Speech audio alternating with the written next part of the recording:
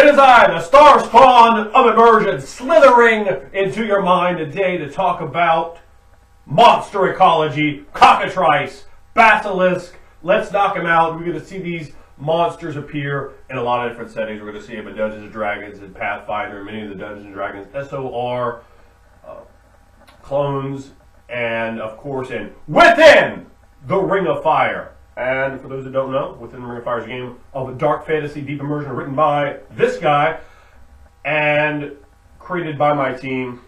Standalone game with a system you can learn in less than 15 minutes. Very easy to create characters, very easy to create exactly what you want. Very focused on immersion, on narration, and on creating what you want. First 3 books are out. Fey Wine, the first novel. 77 Thrones, a book about all the divinities.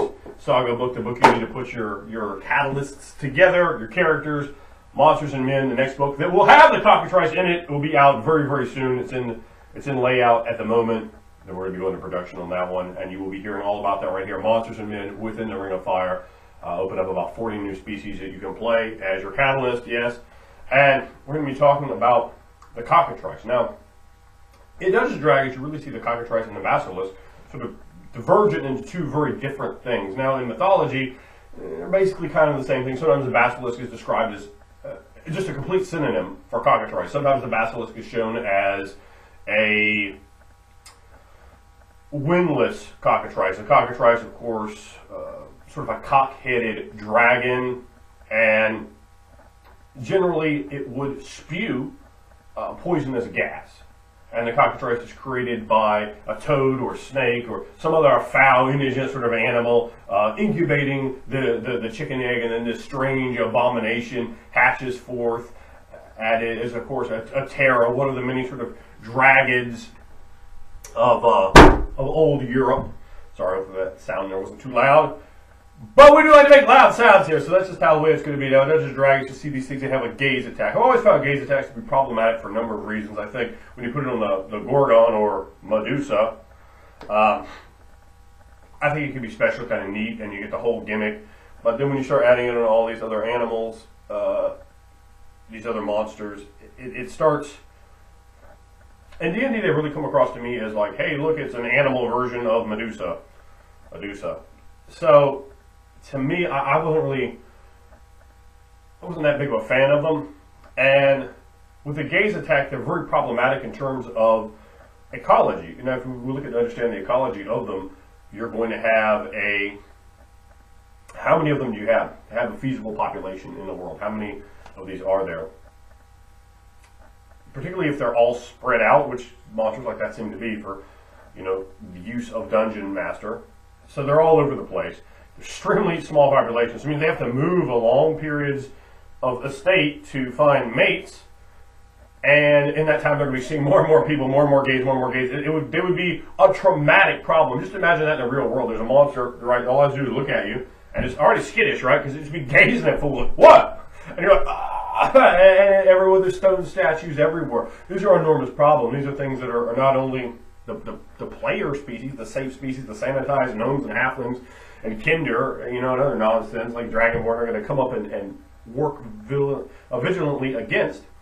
They are going to be slaughtered by goblins, by hobgoblins, by ogres, by orcs, by giants. Nothing wants them around that is susceptible to them. Now, for some reason, you could rig up a deal where you're not. Whoa, what a great little guard that is. But it creates a lot of problems. You know, when you have the whole Medusa in the cave gimmick, all right, that's easy enough. That makes enough sense. When you have a sacred creature that can, you know, she can prevent that from happening. This is a monster, an animal, basically. Look at you. It's skittish. You understand? So that creates a big problem in and of its own right. And one of the, I think it's Volo's Guide to Waterdeep. I might be mistaken. There is a recipe for cooked cockatrice, which, I mean, let's say, who wouldn't like to eat that, sop it up with some biscuits and gravy aside of mashed potatoes in the stand, baby. Now, for me, I much prefer to go with the idea of this poisonous breath spilling out of them. First of all, I think in a way it's a bit more, it's a bit less sanitary than this gaze, and also it's a lot easier to control. You have to get closer to them, and that can help eliminate a lot of problems right there. You just kind of stay away, skirt it, and it kind of gets the intimidation factor over in a different way. Like, ooh, I don't want to go near that. So, and when you're going to use a Cockatrice in your Dungeons & Dragons game, you're going to want to have little tips and telltale signs. There's going to be broken stone rubble around. You don't necessarily need to have like, it's like, oh, look, it's a statue of, you know, the players, they ain't going to fall for that one, maybe. Maybe the first time, but not again. You know, but you can have those lots of bits of broken stone just out, and like small bits of it in weird, like out in the middle of the field. You're like, well, why is this out of here? Huh? And the player might not pay any mind to it, but when you have those broken little bits, you know, that in itself could be valuable. You could even have some like deranged dwarf. It's like out there, like collecting all of it, and maybe this type of stone it is has a very special property. Hell, it's people stone, and why wouldn't people stone itself be valuable? So maybe you have a dwarf out there that lures people into a certain area, gets them turned to stone, goes out and knocks their bodies apart, comes back with these little wedges of stone for construction, and maybe it's special, magical, awesome Cockatrice basilisk stone. So right there, you kind of have a whole springboard plot line. You can run a whole a big portion of a campaign just off of that idea. Within the Ring of Fire, when I was a kid, there was a side-scroller video game called Golden Axe. And if you haven't played Golden Axe, oh good lord, are you missing out? You know, you young kids today don't know about those side-scroller games, because I think that's essentially completely antiquated by technology. Those games were fun. They were awesome. Golden Axe, maybe the most awesome of them all. In Golden Axe, you could do this really cool thing where you would attack and fight the monstrous D&D style villains. Okay, but some of them had mounts. They had dragons. They had a Cockatrice as a mount. You could just put a boot to them as a big blue barbarian, and you could ride them. I always liked to ride that Cockatrice. Always thought that was hot. I didn't even care about those dragons breathing their fireballs. Give me a Cockatrice. Boom, big fat tail whip. They had this like salmon pink colored Cockatrice. Little stunty vestigial wings, and that's just the kind of image we went for in Within the Ring of Fire. Homage to Golden Axe. One of the real few things that inspired me was I created a Cockatrice. I went back and I read the old mythology. That's what I did for monsters. I didn't look at Tolkien, didn't look at Gygax, and that's why in Within the Ring of Fire things look different, because it's inspired by that same mythological base, not the ideas that you see people inspired off Gygax, inspired off Tolkien. The same sort of incestuous pattern, they produce that same sort of product, which is quite fine if you want that, but if you want a breath of fresh air, or a breath of foul, fetid air from the Cockatrice's mouth, step into Within the Ring of Fire. And we had that idea of Golden Axe, of that sort of mount. So Within the Ring of Fire, you'll find Cockatrice predominantly in Rotterdam, where, as the book 77 Thrones, the Theological Codex, will hint to, the Cockatrices live there. The Freying themselves are invulnerable to the poison of the Cockatrices, and in fact can even keep them as pets and use them as mounts. So it gives a great built-in defense in Rotterdam, and a great reason why you don't have huge amounts of other species going there. Even in Monsters and Men, we have a quote from a Cockatrice tamer. Cockatrices have a diet much like chickens. You know, they eat worms, they eat grains and seeds and things like this. However, they're 10 foot long. They eat a lot of stuff. They eat, you know, these sorts of things. And there's some certain large worms and so forth in Rotterdam that are quite the delicacy. But when you have that sort of built-in natural defense, it creates an interesting problem in attacking you. So that also is a great way to show the sustainability of a nation that has been there for a tremendous amount of time in a world of city-states. So, for me, I think that's a wonderful thing. It's like, oh, my character rides a Cockatrice. It's 10 foot long, straight out of Golden Axe style, but we go back and we give it the poisonous breath. We add in some more mythology. We have it created by one of the absolute dragons.